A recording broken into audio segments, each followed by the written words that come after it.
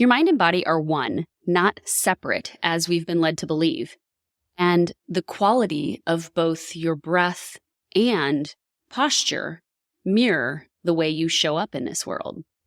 In today's episode, you're going to learn what the body-mind connection is, how it influences how you show up in this world, and how breathing and body posture impact your thoughts and how you feel.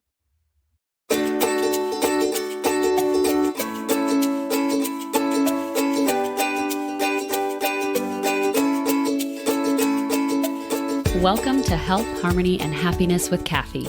I'm your host, Kathy Stricker. I'm a state patrol wife, mama to 3 lively kiddos, a yoga teacher, certified NLP coach, and an energetic rhythms expert. As an energetic rhythms coach, I help action-taking women use their body's rhythms and the moon's cycle to optimize productivity and avoid burnout without letting their desire to remain in control alter their focus. And this podcast is all about doing just that and perhaps a bit more so that you can create your own path to health, harmony, and happiness. So come along with me and may this episode serve as a nudge to discover tools that could help you on your path towards more intentional living. Enjoy the show.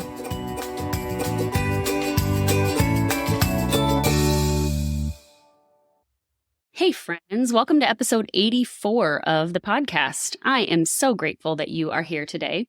Before we get started, I want to tell you about a little challenge that I have coming up, actually starting next week, August 28th through September 1st. And it's called Intentional Breathwork Simplified. It's a 5-day challenge to focus your overactive mind faster than meditation. In this challenge, you're going to learn the basics of breathing intentionally to regain focus and calm your overactive mind at any moment without having to spend a lot of time doing so. Each day of the workshop, you're going to learn one new breathwork technique, at least, for optimal productivity and ease that you can integrate into your day without adding to your to-do list. I don't want this to be something that you feel like it's another thing you have to do in your day, because I think I'm speaking to most of you who already like to fill your days with things. So this is not just another thing to add and check off your list. Breathwork is something that once you learn how to do it, you can seamlessly integrate it into your life instead of having it interrupt your life. And that's the beautiful thing. So I will link to that in the resources or in the show notes. But also you can find it directly at karnyogawellness.com/breathwork-challenge. And you'll just sign up there. You'll get all the details in your email of the times that we are meeting. If you can attend live on Zoom, much better than if you go back and rewatch it, simply because I know how that goes. If you're anything like me, you've probably signed up for things in the past and then not been able to attend all or part of it for some reason or another. And how likely is it that you often go back and actually watch those things? My guess is, and I could just be projecting this on you, and I apologize if I am, but my guess is it's not very often, probably. So that's why I just encourage you to show up live in person if you can, because it is going to be so much better than if you have to try and carve out that space in your calendar at a later date. But if you have to do that for 1 or 2 days, fine, do it, because I know that once you experience it live in person, you'll actually want to come back and get more of the information. So just a little plug for that. Today, we're talking a little bit about breathwork, but we're also talking about what the mind-body connection is. We're going to talk about how it influences how you show up in this world and how breathing and body posture impact your thoughts and how you feel. So it's kind of a little precursor to the challenge or the workshop that I'm doing next week, which is a very cool thing. So the body-mind connection, sometimes it's called mind-body, sometimes it's called body-mind. You just get to pick what you want and stick with it. Today I'm going with body-mind. It's sometimes referred to as the study of psychosomatics. Psycho meaning related to the mind, so that's your thoughts, emotions, and nervous system, and somatics meaning relating to the body, which could also include your health, your hormones, your posture, your gut as the second brain, all of the physical part of you. So it's relating to the body. It's the relationship of things relating to the mind and body as one complete unit instead of separate units. So it's looking at it not with your brain just being a separate entity and your thoughts and those sorts of things being separate and your body having all these separate ailments or separate things that are going on. It's instead bringing it all together. Your thoughts, your emotions, and physical health as being all one, impacting each other as one instead of separate. It's kind of like a chicken and egg situation, right? Is it the injury in the body that's causing the mental disruption, or is there a mental disruption in the body that is causing the dis-ease or the lack of ease or the discomfort? It can go either way. It's more like all things all at once, all the time. It's all happening, right? So when you start to consider the relationship between your mind and your body, or your body and your mind that way, it changes things. I define body-mind as the unit of the body and mind and how it responds to its environment as one complete whole rather than separate parts. So I'm going to say that once again. The unit of the body and mind and how it responds to its environment as one complete whole rather than separate parts. I've talked about this before in episode 61 in regards to how your aches and pains are simply messages from your physical body about something that may be off in your mental, emotional health or awareness. But today we're going to dive into what that body-mind connection looks like. Now, historically, this has been a concept more widely accepted by Eastern cultures, and that's likely because when we have a discomfort or something that isn't working right in our bodies, we just want the quick fix. And modern medicine has done a beautiful job of creating treatments for individual ailments, dis-eases, injuries, and discomforts. And praise God, because that is a good thing. We can find more comfort sometimes in that quick fix.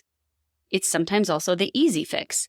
But if it's not addressing the root cause to some of the ongoing dis-ease or lack of that you experience, which likely also lies in the mental and emotional parts of you, you'll just have to keep treating more and more individual parts instead of actually getting better.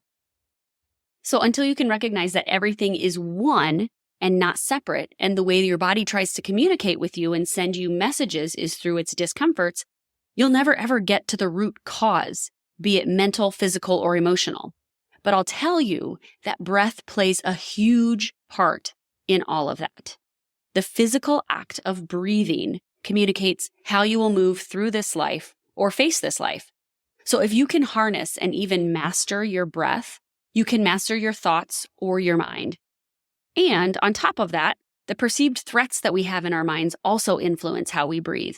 But when we start with breath, we train our body-mind to show up differently and see things through a different lens so that when threats, stresses, or challenges do happen, they impact us far less than if we are unaware of our breath and we let stress dictate how we breathe. Consider when someone jumps out at you and startles you. What does your breath do? Your body likely responds with a short, quick gasp in the chest. And that happens so quickly, it's hard to tell if it's your body or your mind responding first.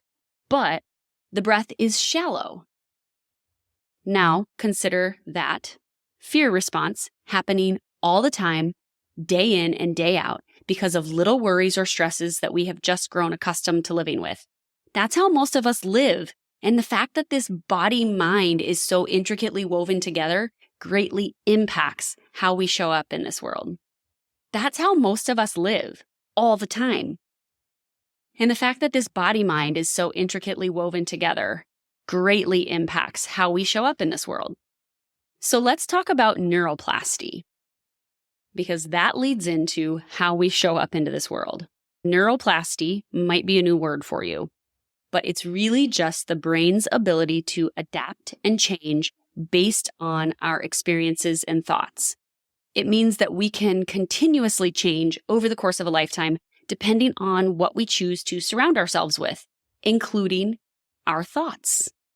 So this is a really good thing because it means that phrase, "you can't teach an old dog new tricks," is totally irrelevant. Totally irrelevant. So if you find yourself using that phrase, maybe reconsider. Because although it might be challenging to learn new things, it is possible with the right mindset and the desire to change. In Philippians 4:8, the Bible says, whatever is true, whatever is honorable, whatever is just, whatever is pure, whatever is lovely, whatever is commendable, if there is any excellence, if there is anything worthy of praise, think about these things. We are directly being encouraged to actually think about good things instead of negative things or instead of what could go wrong. We're being encouraged and told to think about the good things in life. And I think that's just a beautiful verse. And that's why I wanted to include it today, to just give you a little bit of inspiration or motivation from the spiritual side of things too, that the universe, the energy around us, wants us to think of positive things, wants us to call in that energy and set our minds on those things. Because when we do, it impacts our bodies as a whole. It impacts who we are and how we show up in this world. Whatever you're thinking about, it's all the direct effect of what is going into your mind, your thoughts, your internal and external dialogue with yourself and from others. And it shows up in your physical body. If your mind is unhealthy, your body is unhealthy. So if you're filling your mind with stress, negative thoughts, fear, self-doubt, your body is also going to be unhealthy. Your body is going to physically feel the weight of those emotions, of that contractive energy. Now, all these things present in different ways in the way that you hold yourself and how much self-confidence and belief you have in yourself. But it really involves what's called emotional resonance.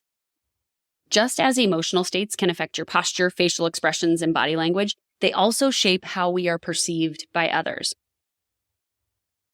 But it also goes the other way.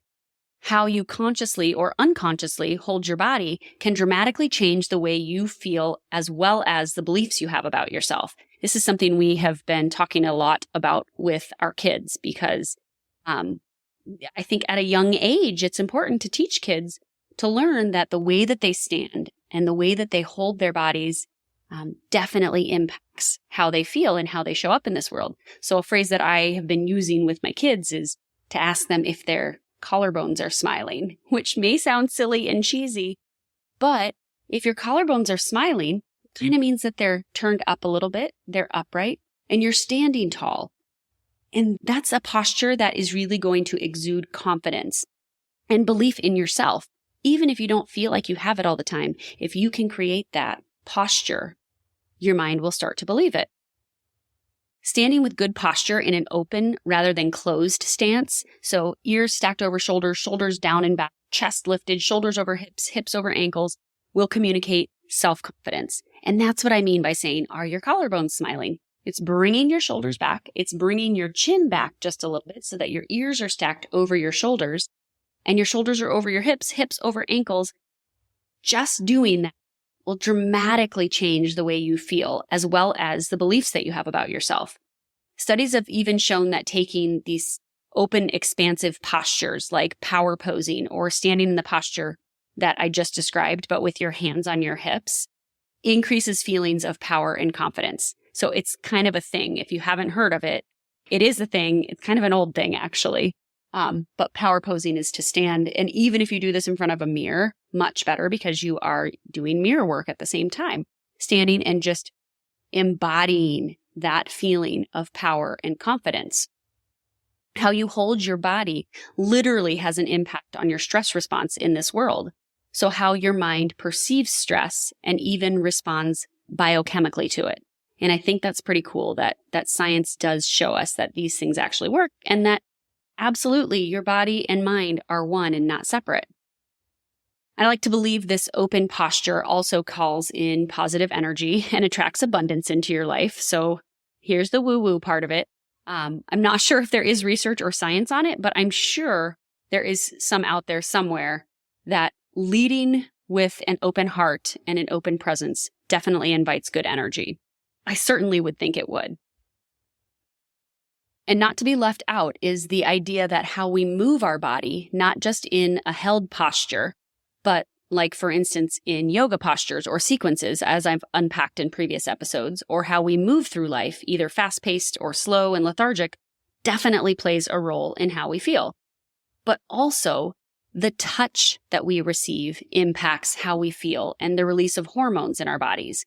Hugging, for instance, and I mean a good, genuine hug with medium pressure that you can relax into and that lasts 20 seconds or more, causes the feel-good hormone oxytocin to be released into your bloodstream.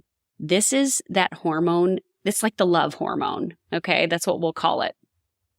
But a good hug like that activates your vagus nerve and the parasympathetic state. So it brings you into that calm and relaxed state so that you can relax. It also lowers your cortisol levels. I'll link to a great article about this in the show notes. It has more to do with the importance of like moms and children or moms and babies hugging, but it's a wonderful article. So I will link to that in the show notes. But even if you don't have someone else to hug you or to receive hugs from, you can simply hug yourself and still receive the same benefits. Same rules apply. 20 seconds medium pressure until you relax. You might even throw in some affirmations or positive self-talk to reassure and calm you when necessary. An alternative to hugging yourself is to simply place one or both hands on your heart center and feel the touch and movement of your chest as you breathe. This has similar calming effects to hugging. Another thing to note is that if your body is unhealthy or what you're putting into your body is unhealthy, your mind will likely also be unhealthy, right? Where intention goes, energy flows. So if you are putting negativity and you are putting junk food and you are putting crap into your body, your mind is not going to be clear. It's not going to be focused. It's not going to feel good. And even times of little stress, little pressure are going to feel more intense because you're not taking care of your body the way you could be to make it feel its best. Junk food not only makes you feel lousy, but emotionally and mentally it also brings you down. Remember that your mind and body are one. They're not separate. So what's going into one is actually going into all of it. And that includes the quality of your breath. And now we move on to how breathing and body posture impact your thoughts and how you feel. Without breathing, we are absolutely nothing. And I've got another Bible verse for you today because apparently I was on a roll. But this one comes from Genesis 2:7. And it's like the most profound breath statement ever, I think, because this is how we came into being and into life as human beings. That's what I believe. The Lord God formed the man of dust from the ground and breathed into his nostrils the breath of life, and the man became a living creature. Two things I want to point out there. We were breathed life into us. We were given the great gift of life, and now we get to be responsible with how we use it. And it was breathed into the nostrils, which means your nose is made for breathing, not your mouth. And although, yes, you can breathe through your mouth, it is not optimal. And I'm going to talk about that in Intentional Breathwork Simplified. Or you can just check out my Instagram and see. I've kind of been chatting about that for a little bit. But let's get on to how breathing and body posture impact your thoughts and how you feel. I've said in the past that yoga is the gateway to understanding yourself. And while that may be accurate, I've also said that without intentional breath, moving through things that are recognized as yoga postures is really just stretching. So if we really chunk that gateway to understanding yourself down even further, it's really about the breath. Your breath is truly the gateway to understanding yourself. The quality of your breath is the quality of your mind. But sometimes it takes coming to that realization through something movement-based because we are such an action-oriented society and often find it hard to give ourselves permission to just slow down and notice the breath, let alone set aside time to intentionally practice breathing in a different way, right? But when we can invite breathwork practices into our daily living, as I mentioned at the beginning, as integration rather than interruption, It doesn't have to be just another thing to add to your to-do list. I mentioned before how a short, startled breath is a stress response. And if your breath is like that consistently over time, it's likely because you're living in a constant state of low-level or even high-level stress. Stress impacts your body with tense muscles, elevated shoulders, shortened hip flexors, and abdominals. And because everything about the stress response makes your body want to curl up and protect itself, everything in the front is closing in and contracting. And when the front side of your body is curled inward, as it often gets when working on a computer or looking at your phone or driving, all things that most of us do multiple hours a day, it no doubt has a negative impact on your breathing. There's no space for your lungs to expand outward, and tight muscles prevent your rib cage from moving laterally and your diaphragm from moving downward on the inhale. So here's that chicken or egg theory once again. Stress causes our bodies to want to protect and contract, including shortening the breath, making it harder to calm the nervous system. But when we are stressed like that, the thing that we most importantly need, even if we're like hyperventilating, the thing we most importantly need is to open and breathe. But it's really hard to do that when we're constantly put in this stress response. So the cycle just continues. So unless we consciously decide to take charge and to start to be intentional about our breath, about posture, about movement and thoughts, we'll be perpetually stuck feeling worse and worse, no matter what medicine we try. Unless, of course, that medicine is intentional breath work. As we wrap up, when you open your body, even with things as simple as changing the way you stand or sit, and begin to become aware of your typical breathing patterns, you can begin to control your breath and activate the relaxation response and begin to approach the world in the emotional state that's just right for you to feel confident and at ease with life. But it all starts with breath.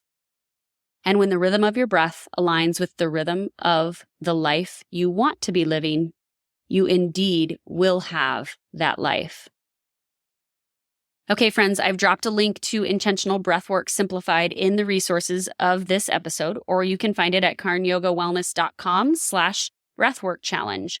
It starts Monday, and I'd love to have you join. Even if you don't join at the start, you still get access to the recorded sessions for a limited time, or you can wait until the next time I hold this challenge because, yes, it will be offered again. Until next time, you've been listening to Health, Harmony, and Happiness with Kathy. I'm Kathy Stricker, helping you find and use the rhythms in and around you in all you do. Cheers to cultivating your own version of health, harmony, and happiness in your life.